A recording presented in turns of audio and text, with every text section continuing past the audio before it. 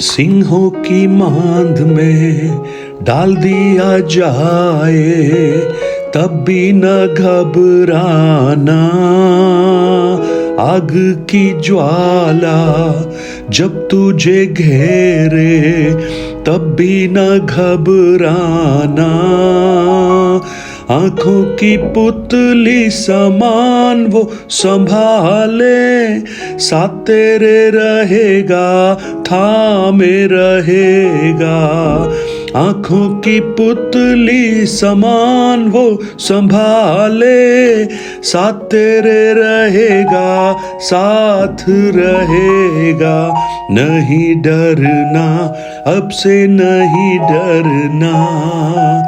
Emmanuel सदा तेरे साथ है। नहीं डरना, अब से नहीं डरना। इमैनुअल सदा तेरे साथ है। Good morning, praise the Lord. दिन की शुरुआत परमेश्वर के वचन के साथ मैं पास्टर राजकुमार एक बार फिर सब प्रिय भाई बहनों का इस प्रातःकालीन वचन मनन में स्वागत करता हूं। आज मेरी प्रार्थना है परमेश्वर अपनी बड़ी दया और बड़ी करुणा से आपके जीवन को रूपांतरित करे। नहीं डरना, अब से नहीं डरना। आज अगर आप में से कोई भी अपनी परिस्थितियों को लेकर, अपने भविष्य को लेकर, अपनी बीमारी को लेकर या जीवन की अलग अलग चुनौतियों को लेकर अगर भयभीत हैं, तो आज का ये वचन आपके जीवन में भय को हटाकर एक हियाब को देने जा रहा है। न्यायियों की पुस्तक उसका 6 अध्याय उसके 11 से लेकर 13 तक वचन को मैं पढ़ूंगा। बुक ऑफ जजेस चैप्टर 6 वर्सेस 11 ऑनवर्ड्स। फिर परमेश्वर का दूत आकर उस बांज वृक्ष के तले बैठ गया जो ओप्रा में अबीएजरी योआश का था, और उसका पुत्र गिदोन एक दाखरस के कुंड में गेहूं इसलिए झाड़ रहा था कि उसे मिद्यानियों से छुपा कर रखे। उसको यहोवा के दूत ने दर्शन देकर कहा, हे शूरवीर शूरमा, यहोवा तेरे संग रहे। गिदोन ने उससे कहा, हे मेरे प्रभु, विनती सुन, यदि यहोवा हमारे संग होता तो हम पर यह सब विपत्ति क्यों पड़ती। और जितने आश्चर्य कर्मों का वर्णन हमारे पुरखा यह कहकर करते थे कि क्या यहोवा हमको मिस्र से छुड़ा नहीं लाया, वे कहाँ रहे। अब तो यहोवा ने हमको त्याग दिया और मिद्यानियों के हाथ में कर दिया। Praise the Lord. आपको यह घटना बहुत अच्छी तरह से मालूम है। न्यायियों की पुस्तक 6 अध्याय इजरायलियों के जीवन की एक बहुत ही विडंबना को दर्शाती है। अगर आप शुरू से पढ़ेंगे, वहां पर मिद्यानियों के वर्ष में 7 वर्ष तक परमेश्वर ने इजरायलियों को रख दिया, और मिद्यानी जो है उनकी सारी खेती को खत्म कर देते। और मिद्यानियों का डर इतना अधिक था कि वो गड्ढों में, गुफाओं में और किलों में अपने निवास बनाते थे। और जब मिद्यानी आते थे तो वो टिड्डियों के समान आते थे, उनकी उपज नाश कर डालते थे। ना कुछ भोजन वस्तु उनके लिए बचती थी, ना भेड़ बकरी, ना गाय बैल, ना गधे छोड़ते थे, क्योंकि वो इतनी भारी संख्या में थे कि मानो सब कुछ उजाड़ करके चले जाते। और इजरायलियों की हालत बड़ी दुर्दशा में थी, बड़ी दुर्दशा में थी।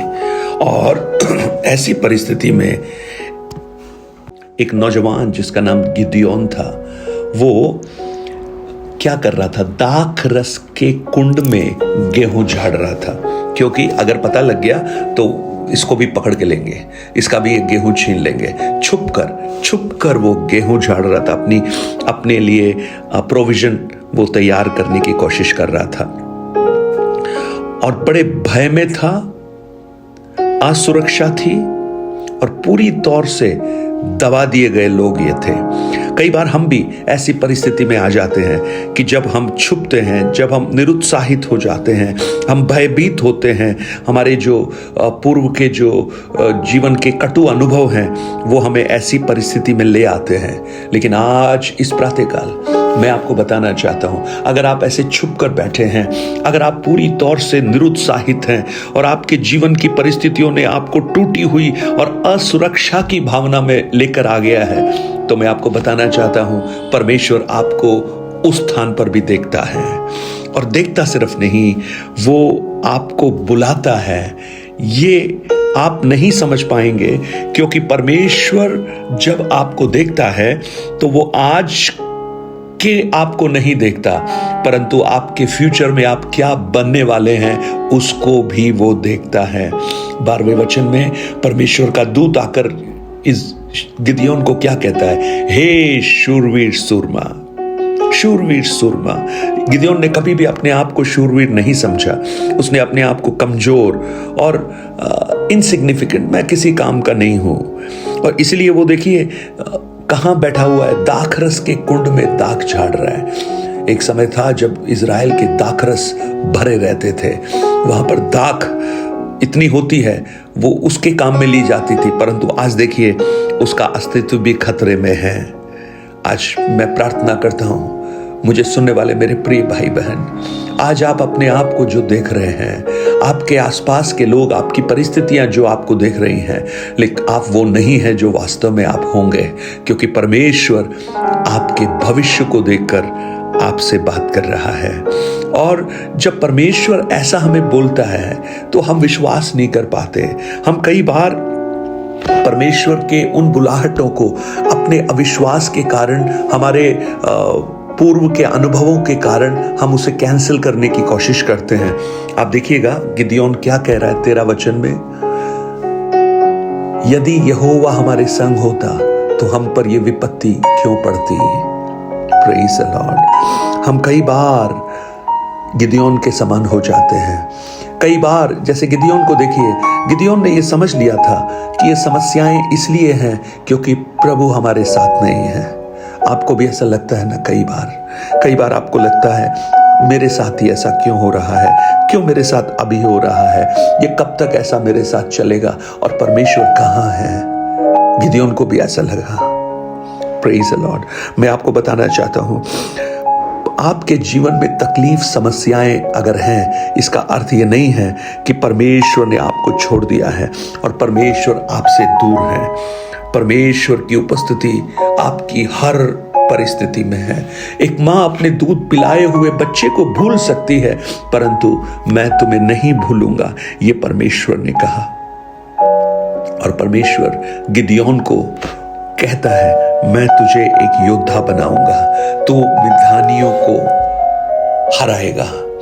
Praise the lord, hallelujah. और देखिए ये विश्वास नहीं कर पा रहा है, इसको भरोसा नहीं हो रहा है, क्योंकि कैसे इतने हजारों की संख्या में जो टिड्डियों के समान आते हैं उसको मैं मार पाऊंगा। परंतु परमेश्वर मानो उसे ये कहना चाहता है। 16 वचन में यहोवा ने उससे कहा, निश्चय मैं तेरे संग रहूंगा, सो तू मिद्यानियों को ऐसा मार लेगा जैसा एक मनुष्य को।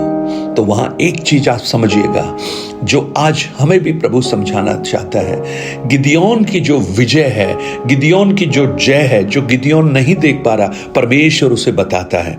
और साथ में यह भी बताता है कि गिदयोन की जो विजय है, गिदयोन की ताकत के कारण नहीं, गिदयोन की बुद्धि के कारण नहीं होगी, या गिदयोन के परिवार के कारण नहीं होगी, या कितने लोग गिदयोन के साथ हैं इसलिए नहीं होगी, परंतु गिदयोन की विजय इसलिए होगी कि परमेश्वर उसके साथ है।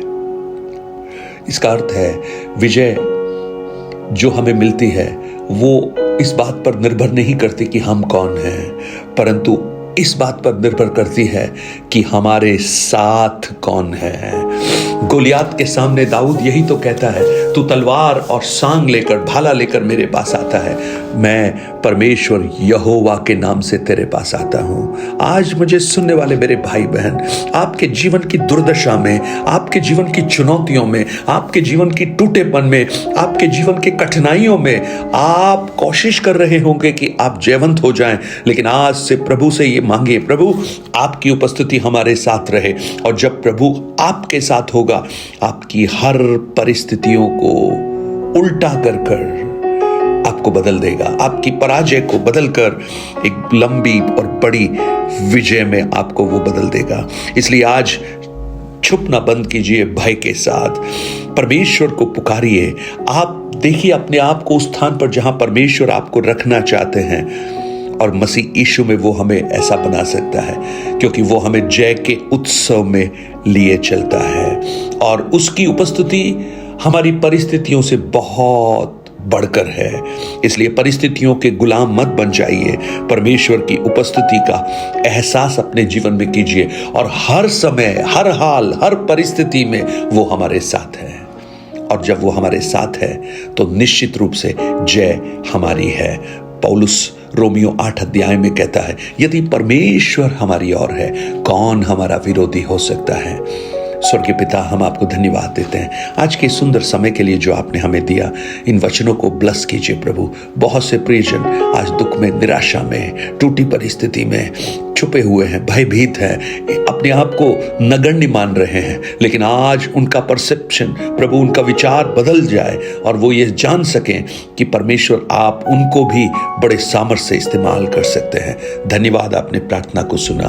प्रभु यीशु मसीह के नाम से मांगता हूँ पिता, amen amen. God bless you. परमेश्वर आपको बहुत आयास से आशीष दे। 9829037837 पर आप अपनी प्रार्थना, निवेदन और गवाहियों को हमसे शेयर कर सकते हैं और इन वचनों को औरों तक पहुंचाकर इस सेवकाई को सहयोग कर सकते हैं। Have a blessed day. God bless.